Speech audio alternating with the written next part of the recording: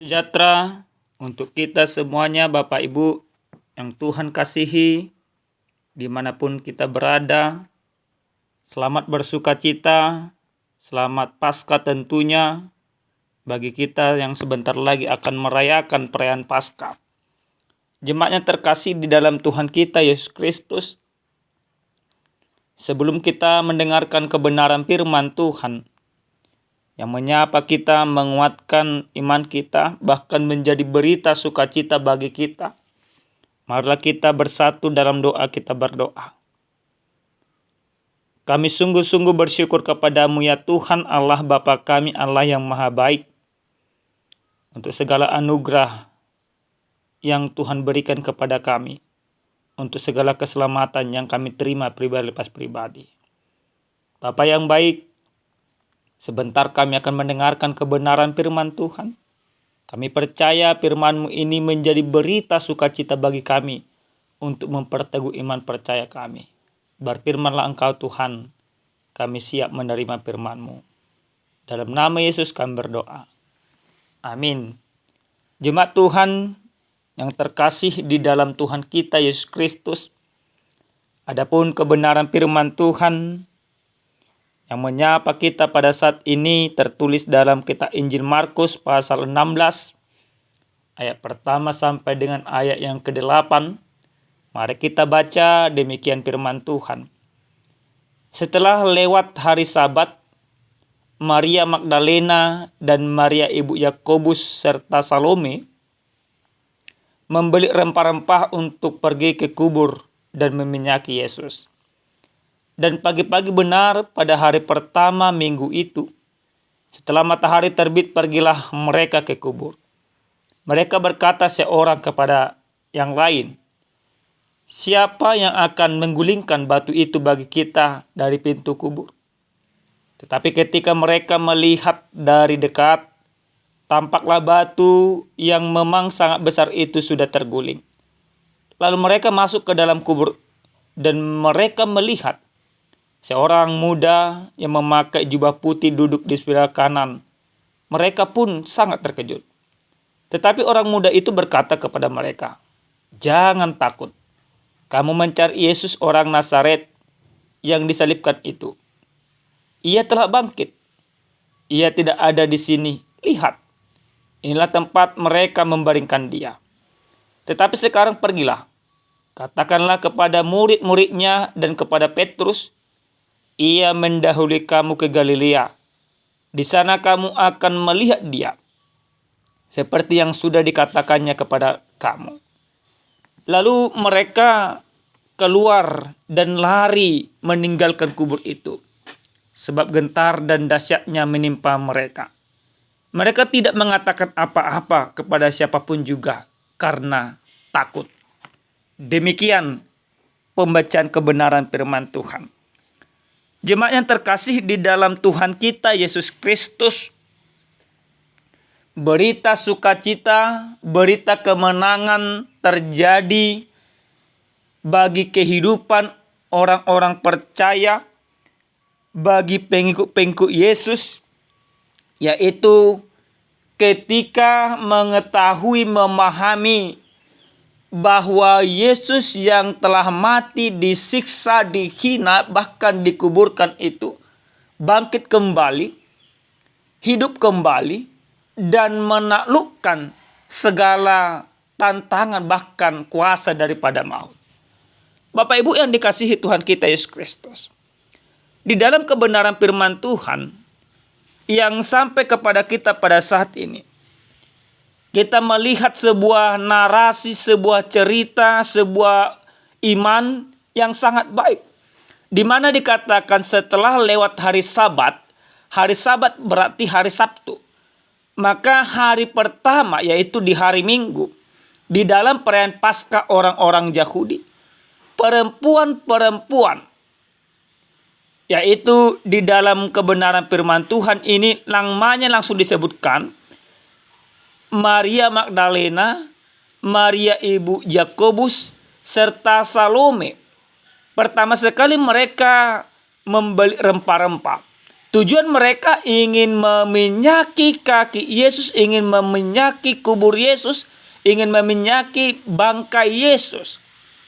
Nah, tentu Bapak Ibu, di dalam perayaan-perayaan Paskah, orang-orang Yahudi, orang-orang akan sibuk bersuka cita. Pesta Paskah merupakan pesta sukacita bagi orang Yahudi kala itu. Mereka akan bersorak-sorai, mereka akan mempermuliakan Tuhan, mereka akan memakan makanan yang sangat lezat. Tapi Paskah yang mereka pahami masih Paskah yang lama, yaitu di mana mereka mengenang akan kuasa Tuhan yang melepaskan nenek moyang mereka dari perbudakan Mesir. Kemenangan-kemenangan itu yang dirayakan oleh orang-orang Yahudi yang datang ke Yerusalem pada saat itu. Mereka masih asik bereuforia untuk merayakan Paskah itu. Tapi apa yang dilakukan oleh perempuan-perempuan di dalam kebenaran firman Tuhan ini? Mereka tidak terhanyut di dalam kesedihan ataupun mereka tidak bereuforia. Peristiwa yang terjadi 3 hari sebelumnya masih terngiang-ngiang di dalam pikiran mereka. Maka waktu yang ada bagi mereka, mereka pergunakan dengan baik dengan pergi membeli rempah-rempah dengan tujuan ingin meminyaki mayat Yesus. Nah Bapak Ibu, mereka tidak hanya sebatas berniat. Akhirnya setelah rempah-rempah ada di tangan, perempuan-perempuan itu pun akhirnya di dalam tindakan yang mereka lakukan pagi-pagi benar dikatakan, yaitu kalau pagi-pagi benar sekitar jam 4, jam 5 ke jam 6, perempuan-perempuan itu pergi ke kubur Yesus. Tapi di tengah perjalanan, perempuan-perempuan itu berdiskusi. Mereka pahami bahwa ada batu yang sangat besar yang menutupi kubur Yesus. Kalau kekuatan perempuan tentu tidak akan bisa menggulingkan batu itu. Maka pertanyaan pada saat itu muncul. Siapakah yang akan menggulingkan batu itu bagi kita? Siapakah yang akan membantu kita? Tapi walaupun pertanyaan itu seperti itu, perempuan-perempuan itu tidak takut. Tetap melangkah, menyusuri perjalanan, dan pergi ke kubur Yesus. Sebelum mereka sampai ke kubur, dari jauh mereka sudah melihat bahwa kubur Yesus, batu yang sangat besar itu, sudah terguling. Kubur itu sudah terbuka. Dengan cepat-cepat perempuan-perempuan itu berlari dan masuk ke dalam. Mereka perhatikan, mereka lihat bahwa Yesus yang ingin diminyaki perempuan-perempuan tersebut tidak ada. Justru yang dijumpai perempuan-perempuan itu adalah seorang pemuda. Di dalam kitab lain, ayat lain atau nas lain, itu dikatakan malaikat. Tapi dalam kitab Markus tidak dijelaskan siapa itu. Tapi pakaian yang dijelaskan yaitu yang berkilau-kilau. Nah, lalu malaikat itu, pemuda itu berbicara kepada perempuan itu, supaya mereka jangan takut. Tentu Bapak Ibu ada sebuah ketakutan. Ketakutan pertama, mereka bertemu dengan orang yang tidak mereka kenal. Ketakutan kedua, mereka melihat bahwa mayat Yesus tidak di situ. Maka malaikat itu menyapa, menegur perempuan-perempuan itu, dikatakan jangan takut. Bahkan disampaikan kepada mereka bahwa Yesus yang dari Nazaret itu sudah bangkit. Sudah tidak ada di situ. Bahkan mendahului mereka ke Galilea. Dan para perempuan-perempuan itu disuruh mewartakan kepada para murid Yesus, termasuk kepada Petrus yang takut. Nah, di sini harus kita pahami Bapak Ibu. Murid-murid Yesus dikatakan di sana, tetapi ada penyebutan Petrus. Kenapa penyebutan Petrus ada dikatakan di sana? Karena Petrus satu-satunya dari ke-12 murid Yesus yang benar-benar mengikuti Yesus sampai kepada persidangan. Dan Petrus yang benar-benar melihat persidangan yang menakutkan itu. Sampai ketakutan itu membuat Petrus tidak berani berkata jujur. Ketakutan itu sampai membuat Petrus menyangkal Yesus. Maka malaikat itu katakan, karena malaikat itu tahu bahwa ketakutanlah yang membuat Petrus menyangkal Yesus, maka malaikat itu katakan supaya diberitakan juga kepada Petrus. Apa yang mau dikatakan di sana? Bahwa Petrus tidak perlu lagi takut. Bahwa Petrus tidak perlu lagi merasa bersalah. Bahwa Petrus tidak perlu lagi menghakimi dirinya sendiri. Karena penyangkalan itu membuat Petrus sesungguhnya merasa bersalah. Merasa putus asa. Tapi semuanya itu karena ketakutan yang dia lihat akan penghakiman olok-olok yang diterima oleh Yesus. Nyalinya yang awalnya berani menjadi ciut. Itu hal yang normal. Bapak Ibu yang dikasihi Tuhan kita Yesus Kristus. Hal apa yang boleh kita lihat dan kita imani di dalam kebenaran firman Tuhan yang menjadi pegangan bagi kita. Di dalam minggu-minggu Paskah ini kita mau melihat, kita mau mengimani bagaimana perempuan-perempuan itu yang benar-benar mempunyai niat mempergunakan waktu untuk pergi melihat Yesus. Perempuan-perempuan itu tidak berhenti ke dalam ketakutan semata. Tetapi mereka tetap mengasihi Yesus karena mereka melihat bagaimana penderitaan Yesus. Dan mereka ingin tetap mengasihi Yesus walaupun sudah menjadi mayat kala itu.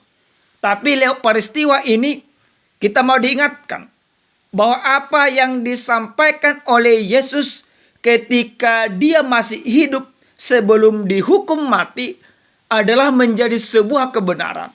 Yesus sudah beberapa kali mengatakan kepada para murid-muridnya, para pengikut dia, bahwa dia akan bangkit pada hari yang ketiga. Perkataan Yesus itu tidak hanya perkataan semata, bukan omongan kosong, tetapi sebuah realita, sebuah fakta, di mana Yesus memang bangkit dari antara orang mati. Bahwa kematian itu tidak bisa mengikat dia. Yesus tidak akan pernah sama seperti manusia. Kalau Yesus tidak bangkit, maka dia tidak ada bedanya dengan kita. Yang pasti ya manusia semuanya mati. Walaupun matinya mungkin berbeda-beda. Ada mati yang tertabrak, ada mati yang pas tidur, ada mati yang tergantung, yang disalibkan. Tapi semuanya tidak akan pernah bangkit seperti Yesus. Bahkan 3 orang yang disalibkan itu pada saat itu Yesus bersama dengan 2 orang pengkhianat yang ada di tangan kanan kirinya. Mereka tidak bangkit pada hari ketiga. Tapi Yesus yang adalah Tuhan, dia bangkit dari antara orang mati. Dia membuktikan bahwa kuasa dosa itu telah ditaklukkan. Karena kematian Yesus juga merupakan bagian daripada misi Allah, rencana Allah untuk menghapus dosa manusia.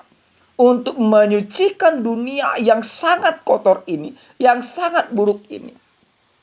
Maka Yesus dikorbankan. Tapi pengorbanan itu tidak akan pernah sia-sia. Pengorbanan Yesus itu akhirnya terbukti dan dia menang.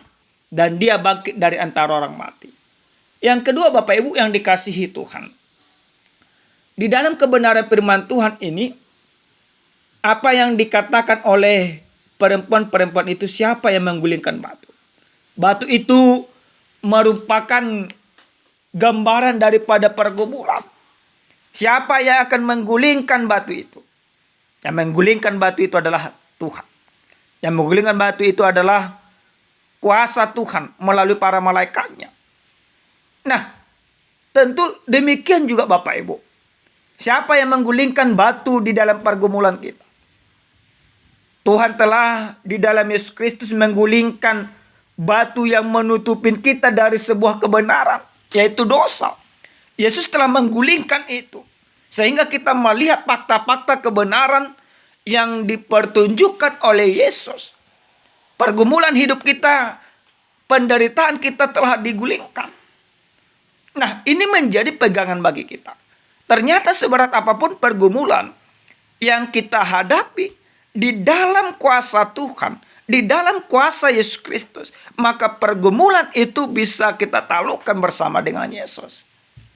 Batu yang sangat besar, dengan kemampuan para perempuan tidak akan pernah bisa menggulingkan batu itu.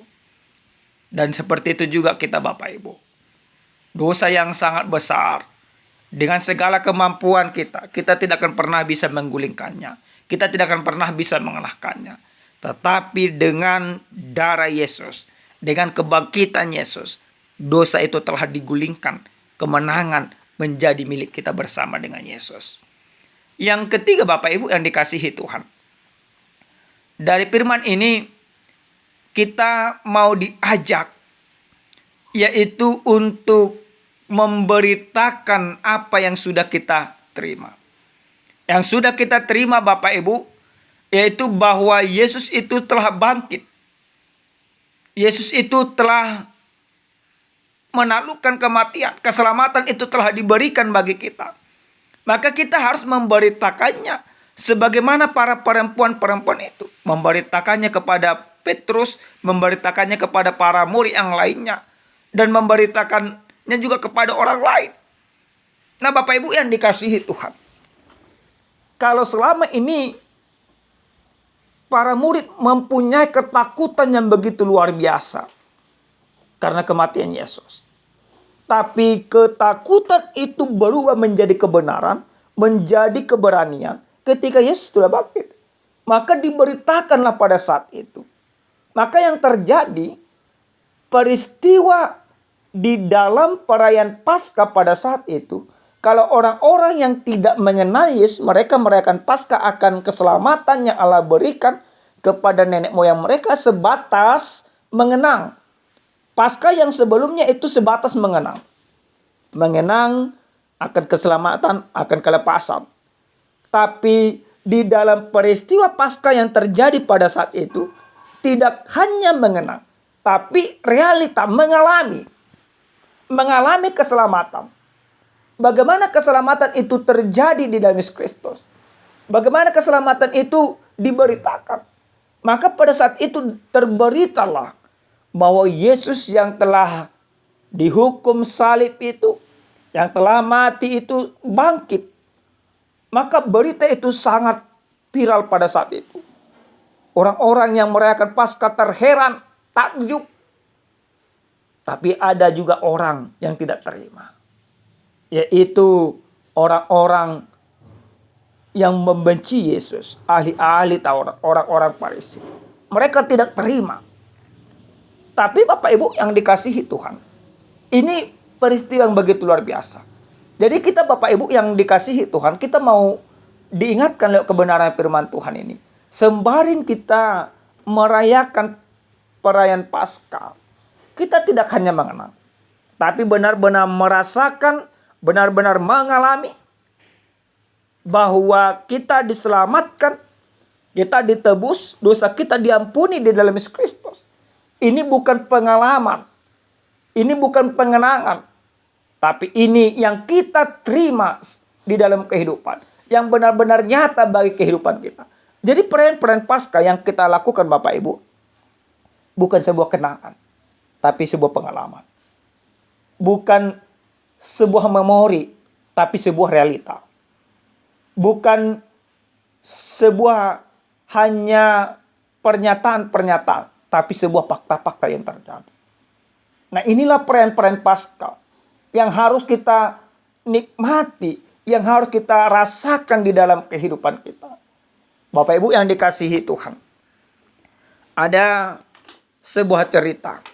Ada seorang pemuda yang mengalami jatuh sakit Dia sudah dibawa oleh orang tuanya berobat kemana-mana.